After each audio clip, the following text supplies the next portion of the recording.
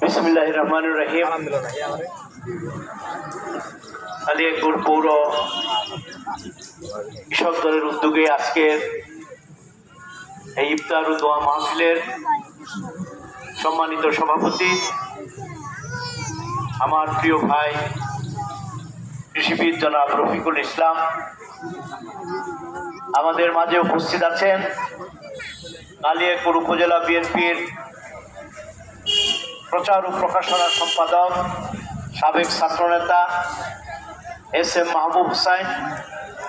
উপস্থিত আছেন কালিয়াকৈর উপজেলা কৃষক দলের সংগ্রামী যুগ্ম আহ্বায়ক দপ্তরের দায়িত্বে জনাব সজীব মণ্ডল, কৃষক দল কালিয়াকৈর পৌরসভার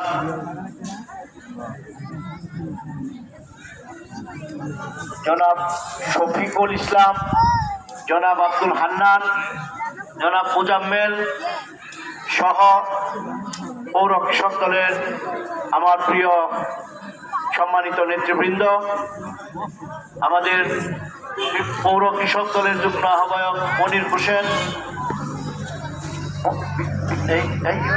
এই ওয়ার্ড বিএনপির সাধারণ সম্পাদক আমাদের প্রিয় ভাই জনাব মোয়াজ্জেম হোসেন, শ্রীবলতলী ইউনিয়ন কৃষক দলের সংগ্রামী সভাপতি জনাব রহিম ভাই, সাধারণ সম্পাদক কামাল ভাই, আসছেন সহ আমার প্রিয় ভাইয়েরা, আসসালামু আলাইকুম। বক্তব্য দীর্ঘায়িত করবার কোনো সুযোগ নেই। আজকে বুট বাজারে প্রচণ্ড রকম শ্রমিক অসন্তোষের কারণে সেখানে জ্যাম সৃষ্টি হয়েছে এবং সেনাবাহিনীর তত্ত্বাবধানে রাস্তা ক্লিয়ার হবার পরে আসার সুযোগ হয়েছে, এই কারণে একটু দেরি হয়েছে। আমি আপনাদের কাছে আমার এই অনিচ্ছাকৃত বিলম্বের জন্য শুরুতেই ক্ষমা চেয়ে নিচ্ছি। প্রিয় ভাইয়ের আমার, মাহে রমজান সংযমের মাস, সাধনার মাস। এই মাসে আজকে আপনারা যে আয়োজন করেছেন এটা অত্যন্ত আনন্দের বিষয়।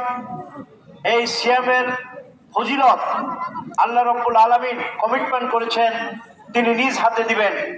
এর পরিমাণ কত তা কিন্তু উল্লেখ নাই। আর ইফতার করানো, আপনি আমাকে ইফতার করালেন, আপনি একজন রোজাদারের সমপরিমাণ সওয়াব পাবেন, কিন্তু আমি যে ইফতার করলাম আপনার, সেজন্য আমার সওয়াব আল্লাহ কম দিবে না, কম দিবে না।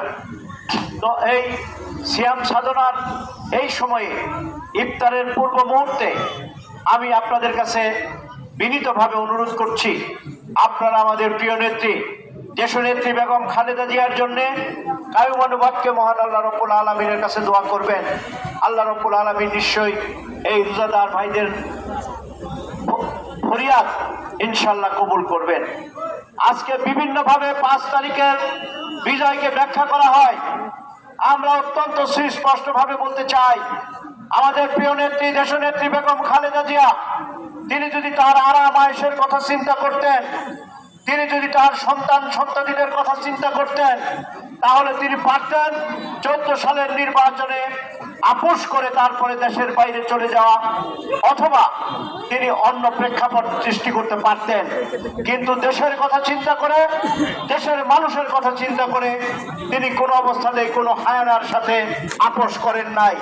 আর সে কারণেই খালেদা জিয়ার আপোষহীনতার কারণেই, তিনি আপোষহীন মনোভাবের কারণে আজকে এই অবস্থার সৃষ্টি হয়েছে। আজকে সমন্বয়